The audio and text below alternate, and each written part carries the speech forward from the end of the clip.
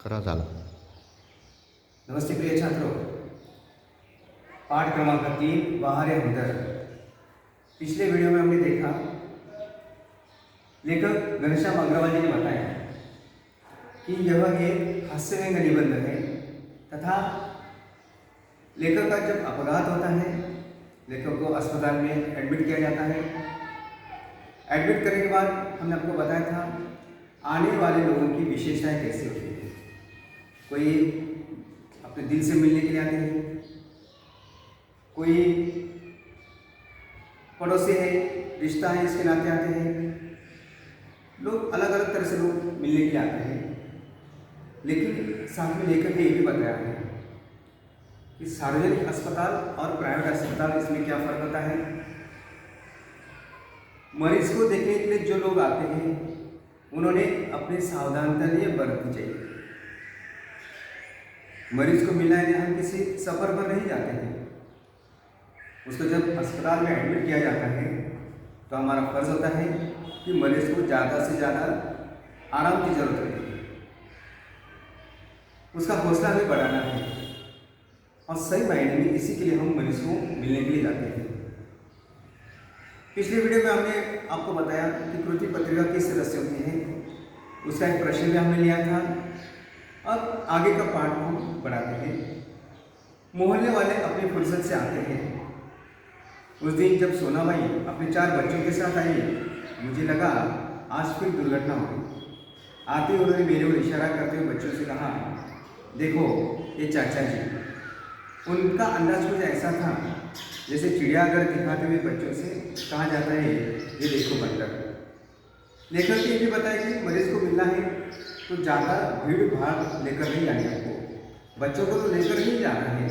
लेकिन यह एक हास्य व्यंग निबंध है और लेखक ने हास्य के साथ यह भी हमें बताया है कि हमें क्या सावधानियाँ बरतनी चाहिए।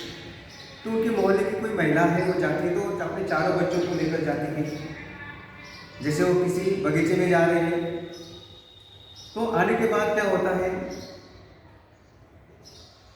बच्चे खेलने लगे। एक कुर्सी पर चढ़ गए, दूसरे मेज पर।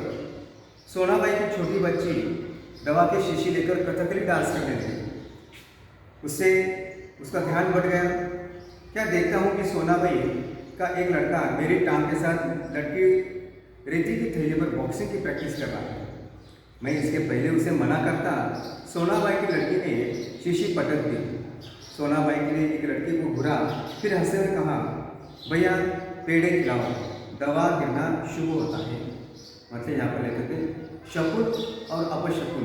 शकुन और अपशकुन के बारे में बताया है कि बच्चे जाते हैं तो शोरगुल करते हैं, कोई पूरे की थैली के साथ बॉक्सिंग करता है। एक लड़के ने दवा की शीशी गिरा दी और वो कहा जाता है कि शीशी का गिरना, दवा का गिरना शुभ शकुन होता है। तो लेखक ने आज के विज्ञान के युग में इसको भी बताया है कि शुभ शकुन और अपशकुन क्या होता है। कुछ लोग अब औपचारिक निमंत्रण के लिए खत कर देते थे, विशेषकर वे रिश्तेदार जो दूसरे गांव से आते हैं। ऐसे में एक दिन एक टैक्सी कमरे के सामने आकर रुक गई। उसमें से एक मेरे आदमी आते ही मेरी छाती पर सिर रखकर रोने लगा। दिल में कहा, मैंने मुझे जो हुआ सो हुआ, पर तू रोता क्यों नहीं।